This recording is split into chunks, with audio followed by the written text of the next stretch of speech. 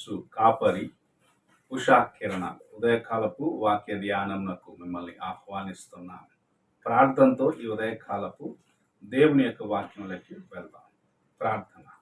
మమ్మల్ని మిక్కిలిగా ప్రేమిస్తున్న పరలోకపు తండ్రి, ఈ ఉదయకాల సమయమున నీ వాక్యము కొరకు వచ్చి ఉన్నాను తండ్రి.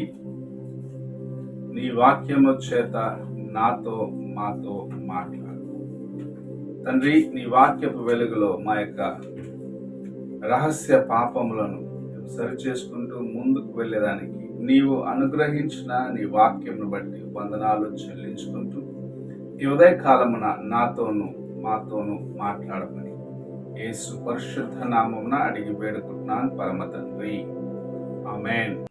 ఈ ఉదయకాలపు వాక్య భాగము ప్రకటన గ్రంథము 2వ అధ్యాయము 6వ వచనము మరియు 7వ వచనమును చదువుకుందాం. అయితే ఈ ఒకటి నీలో ఉన్నది, నీ కులాయితుల క్రియలు నీవు ద్వేషించుచున్నావు, నేను కూడా వీటిని ద్వేషించుచున్నాను. చెవిగలవాడు ఆత్మ సంగములతో చెప్పుచున్న మాట వినుగాక. జయించువానికి దేవుని పరదేశులో ఉన్న జీవ వృక్ష ఫలములు భుజింపనిత్తును. చదవబడిన వాక్య భాగములో సంఘపు దూతకు చెప్పిన దేవుని మాటలను మనం చూడగలం. చెవులు గలవాడు వినుగాక అని దేవుని యొక్క మాటలను ఎఫెసీ సంఘమునకు తెలియచేసిన కార్యమును మనం చూస్తూ ఉన్నాం. ఎఫెసీ సంఘమును గురించి పైన ఉన్న 5 వచనంలో మనం చదివినట్లయితే సంఘపు దూతకు రాయిచు చెప్పుచున్న కార్యము, నీ క్రియలను నేను ఎరుగుదును, నీవెలాంటి వ్యక్తివో నేను ఎరుగుదును, అయినను నీవు మొదటి ప్రేమను విడిచి వెనుకకు తగ్గినావు అన్న కార్యమును హెచ్చరించిన తర్వాత ప్రభు వారిలో ఉన్న మంచి కార్యములను, వారిలో ఉన్న ప్రత్యేకతను చెప్పటం కూడా చూడగలము. అయితే మీరు నికోలాయుల బోధకు లోబడకుండా వారిని వ్యతిరేకించినారు.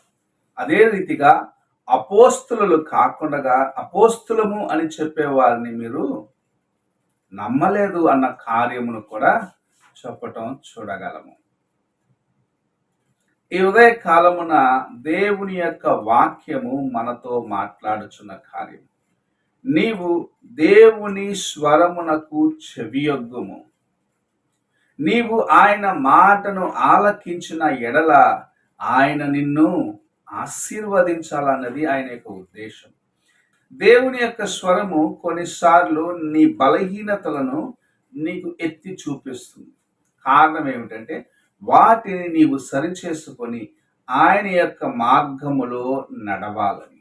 ఇక్కడ ఎఫెసీ సంఘమైనా సరే, తర్వాత ఉన్న 6 సంఘముల గురించి చూసినప్పటికీ వారిలో ఉన్న మంచిని గురించి చెప్పడం చూడగలము, వారిలో ఉన్న చెడుగును ఎత్తి చూపించడం చూడగలం.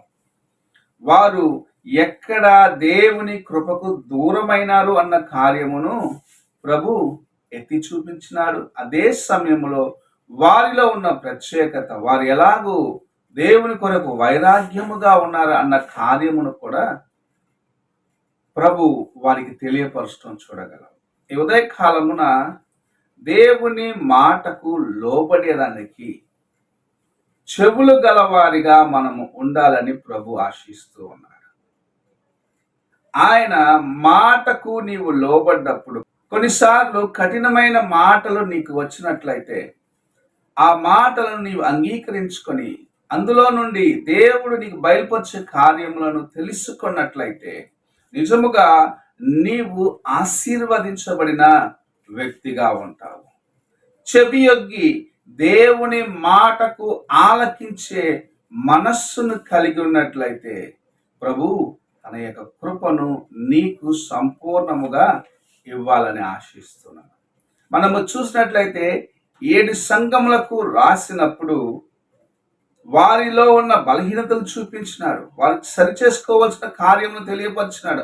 అదే సమయమున వారు తమ యొక్క పొరపాట్లను సరిచేసుకుంటే జయించు వారికి ఫలానా కార్యం ఇస్తాను.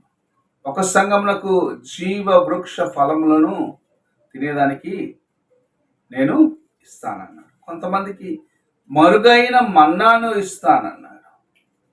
ఇంకా ఇతరులకు అనేకమైన కార్యములను మనము ఈ 3 అధ్యాయాల్లో లేక ఈ 2 అధ్యాయాల్లో 7 సంఘములకు ప్రభు రాసే కార్యమును చూడగలం. ప్రత్యేకంగా చివరి సంఘముకు చెప్పుచున్న మాట, నేను జయించి నా తండ్రి సింహాసనము లేక నా తండ్రితో పాటు సింహాసనంలో కూర్చున్న రీతిగా జయించు వానికి నా సింహాసనంలో కూర్చునేదానికి నేను అధికారం ఇస్తానని చెప్పటం చూడ ఎంత గొప్ప ఆశీర్వాదం ఇది. జీవవృక్ష ఫలము తినేదానికి ఇస్తానన్నాడు.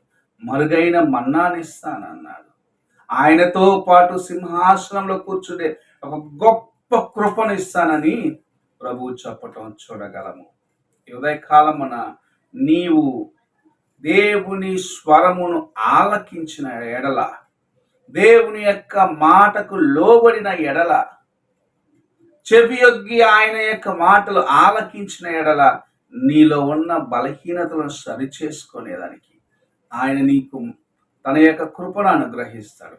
అదే రీతిగా నీవు అనేకులకు ఆశీర్వాదకరముగా ఉన్నట్లుగా నీ జీవితాన్ని ఆయన ఆశీర్వదిస్తాడు అన్న కార్యమును మనము చూడగలము. దేవుని గద్దింపులను తీసుకునేదానికి సిద్ధముగా ఉండు. ఆయన నిన్ను గద్దించినప్పుడు ఆయన మాటకు లోబడు. నీకు ఎత్తి చూపించిన బలహీనతను సరిచేసుకో.